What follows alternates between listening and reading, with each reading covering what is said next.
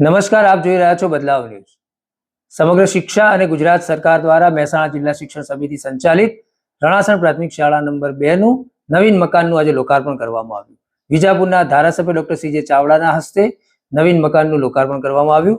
આ સમારોહમાં વરિષ્ઠ પત્રકાર રાજેન્દ્ર રાવલ ઉપસ્થિત રહ્યા। આ લોકાર્પણ સમારોહમાં મહેસાણા જિલ્લા શિક્ષણ સમિતિના ચેરમેન અરવિંદભાઈ પટેલ ઉપસ્થિત રહ્યા, સાથે જિલ્લા સદસ્ય અર્પિતાબેન પટેલ અને તાલુકા સદસ્ય સતીશભાઈ પટેલ ઉપસ્થિત રહ્યા।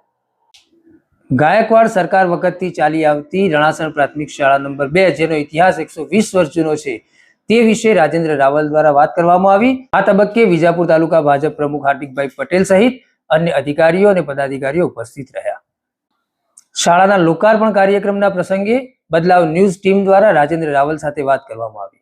રણાસણ ગામના માધવલાલ પટેલ નામના એક માણસે સર સયાજીરાવ ગાયકવાડ બીજાને એવી ફરિયાદ કરેલી કે સાહેબ અમારા ગામમાંથી 12 વ્યક્તિઓ, એમાંથી 6 બ્રાહ્મણ, તપોધન બ્રાહ્મણ, બાકીના પાટીદારો આર્થિકતાને કારણે શિક્ષણ છોડી રહ્યા છે અને બાકીની 6 બહેનો આ સમાચાર સાંભળીને સર સયાજીરાવ ગાયકવાડ સીધા ગોજારિયાથી રણાસણ ગામે પધારેલા। કેવળદાસ માધવલાલ પટેલ નામના વ્યક્તિને લઈને 12 વ્યક્તિઓના ઘરે ગયેલા અને એ દિવસથી વર્નાક્યુલર ફાઇનલ નામની શૈક્ષણિક પ્રથા ગુજરાતમાં અમલમાં આવી। ગુજરાતમાં સૌથી 4 શિક્ષકો જે લેવાયા બ્રાહ્મણ એ રણાસણ ગામમાંથી લેવાયેલા। હવે એવા આ શૈક્ષણિક પ્રાચ્યાતભૂવાળા ગામની પ્રાથમિક શાળાનું આજે લોકાર્પણ થયું। રાજ્ય સરકારની લોકોના ટેક્સમાંથી આવેલી આવકમાંથી જે શાળાઓ બનાવવાનો પ્રકલ્પ નક્કી કર્યો છે એમાંથી સૌથી વધુ ગ્રાન્ટ આપી અને આ ગામને શાળાની ભેટ આપી છે અને એ વખતના રાજકારણીઓના વરદ હસ્તે એનું ઉદ્ઘાટન કરવામાં પણ આવ્યું। આવી જ બીજી એક ઘટના એવી છે કે ગુજરાતમાં 4 ગામઠી શાળાઓ જે શરૂ થઈ એમાંની પહેલી ગામઠી શાળા આ રણાસણની, બીજી પિલવાઈની, ત્રીજી વસઈની અને ચોથી ગોજારિયાની।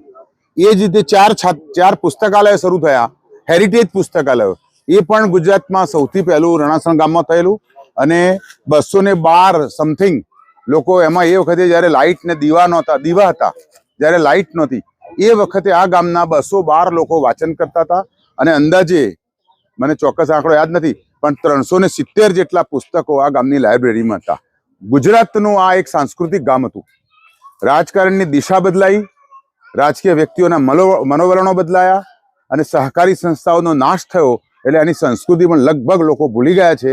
હું એવું સૂચન કરું છું અહીંના સ્થાનિક આગેવાનો, શિક્ષકો કે આખો કલ્ચર તમારે તમારા ગામના નાકે એને શબ્દસ્થ કરી અને ભરાવવો જોઈએ। આધ્યાત્મિક રીતે પણ અહીંના લોકો બહુ પાવરફુલ હતા।